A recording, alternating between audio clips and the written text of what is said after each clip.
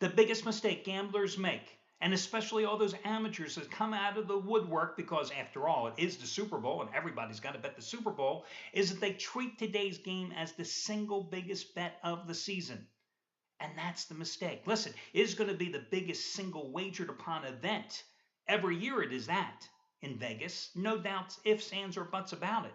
And is without a doubt going to be the single most watched television game, period, this year. But it doesn't mean that has to be your biggest bet. Personally, I've always believed after 20 plus years in this business that people should treat the Super Bowl just like another game, and you play it accordingly, based on the fact of whether you love the game or not, and based on what your bankroll is. But that's not what happens. And I can tell you one of the biggest problems with the Super Bowl, guys, there's no line value. Listen, look at today's game. You've got pick 'em, or one side or the other is a 1 point favorite. I mean, there is no line value. And historically, there was never any line value for the Super Bowl because the 2 week hype period, all the hysteria, all the media covering the game from every single angle. Hey, what color underwear is Tom Brady wearing today? These are the type of things that give you no line value on a big game. And it's that way in every single sport.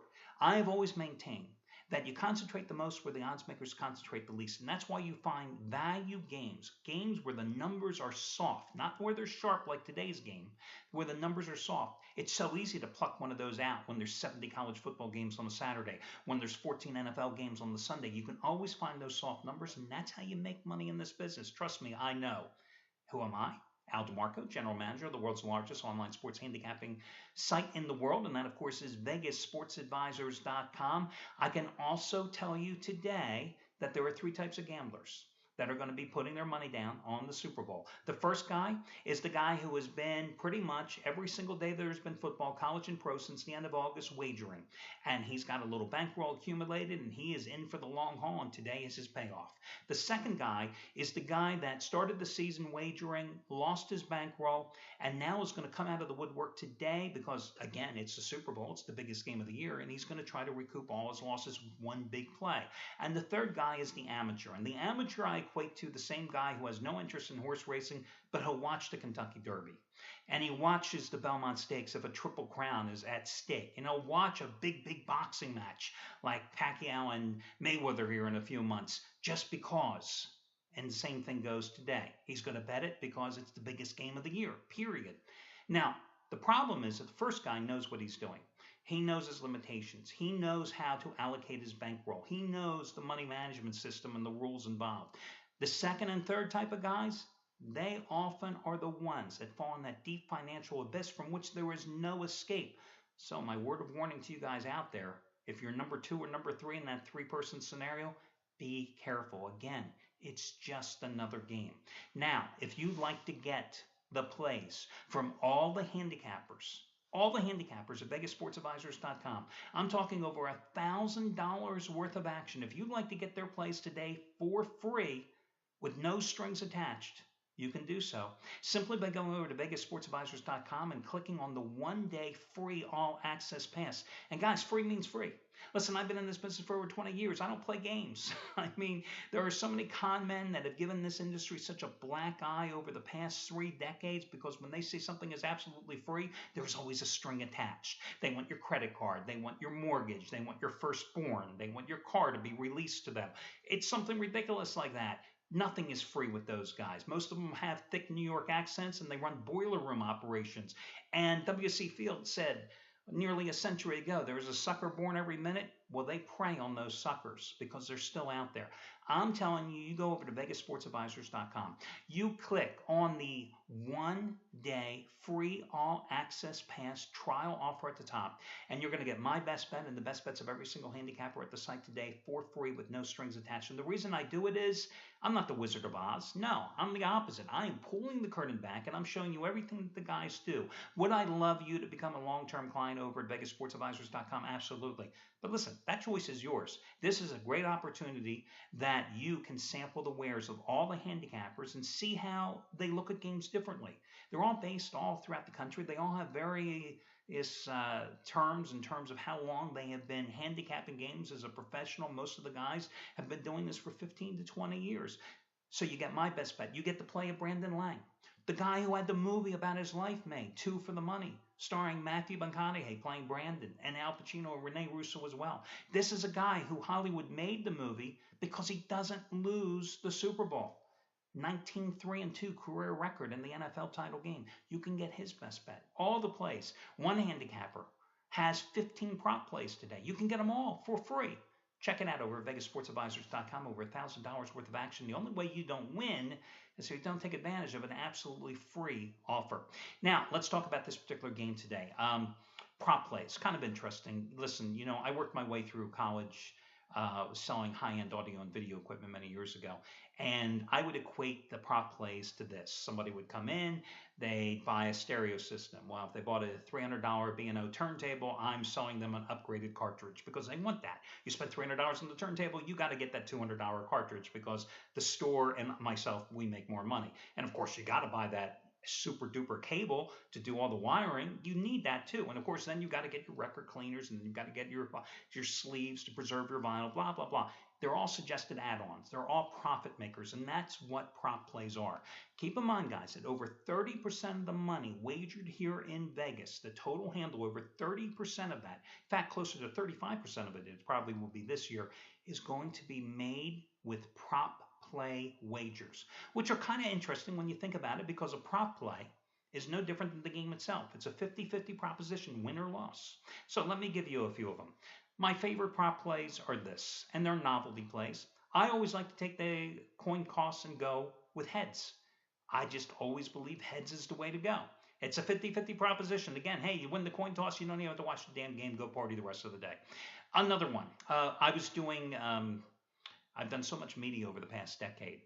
When I started doing it about 7-8 years ago, mainly for football, I was always looking for a hook because inevitably the week before the Super Bowl, most of your hosts, TV hosts, radio hosts, they didn't want to talk about the game so much. They want to talk about these damn prop plays. There's like 300 or 400 of them.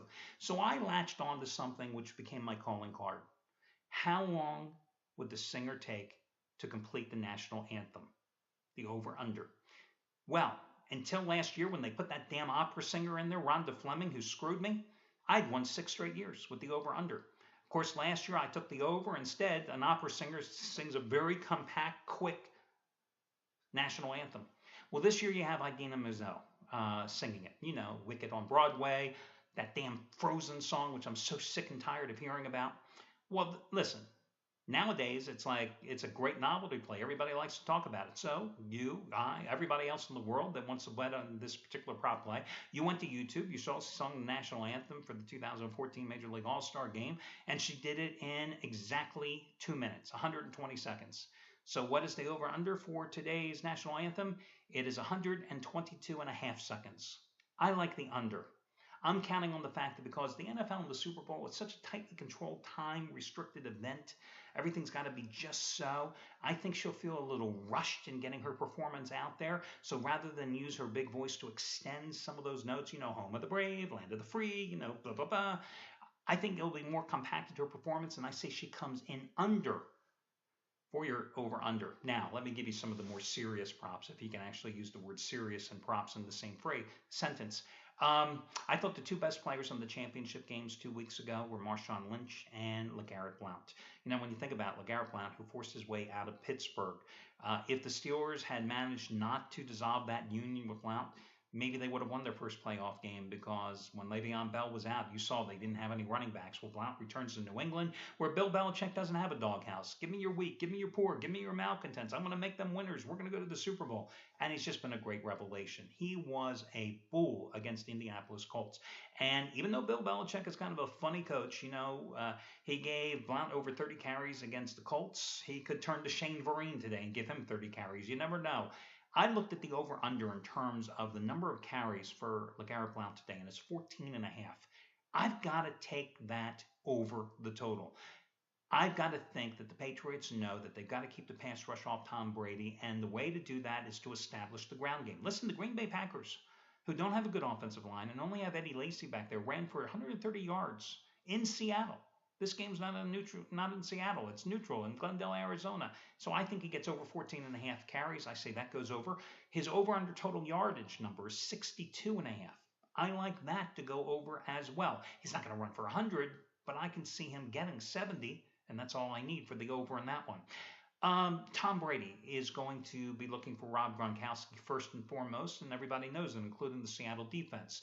I think they're going to just cloak him from the minute he steps off the line, and somebody in that great Seattle secondary is going to be riding his back. And that's going to force Brady to check down. And it's going to force Brady to go to his other receivers. And who is his favorite receiver other than Gronkowski? It's Edelman, Julian Edelman. And I look at his total receiving yards. The over-under is 67.5 yards. Now, this guy caught a lot of balls this year, but he only averaged like 9-some yards per catch. But a 67.5 total yards, I got to go over in this particular spot, minus $1.25. I also thought for a second of going with Rob Gronkowski under 5.5 catches, but I don't think that's nearly as strong of the play as the other ones I gave you. Now, in terms of the over-under for this particular game, the number's sitting at 47. You know, with this game, I kind of view it as I would when I used to cover boxing for many years, a championship bout where both contenders come out, and the first few rounds they just kind of felt each other out. And I think that's how the first quarter of this game is going to go here today. Nobody's going to really take any shots in this game until maybe late second quarter in the second half then. And I think because your scoring is going to be suppressed in the first half, I think that's going to lead to the under. It's 47 points. I can see this being a 24-20 game. Now listen, if it goes 27-24, we ain't talking about the under anymore, okay? When it's sitting at 47. But I can see this being the under. I think both teams are going to try to establish the run. I can't picture Pete Carroll wanting to go crazy when he saw how poorly Russell Wilson, even though he won the Super Bowl last year, how poorly he played at home against Green Bay last week. Now, true, the week prior, he threw 3 touchdown passes against Carolina. But last week, 14 for 27, or 2 weeks ago, 14 for 27 with 4 interceptions. And the Patriots have a secondary, unlike the Green Bay Packers. Darrelle Revis is back there. Browner is back there, Brandon Browner. You know, Packers had nobody in their secondary. So again, I think Marshawn Lynch and LeGarrette Blount and whoever Belichick decides to give the carries to, they are going to be the focal point of the offenses for both teams in the first half. And again, because the first half will be low scoring, I think that's going to carry over to the game and keep the final total suppressed as well, which is why I think the under is the way to go.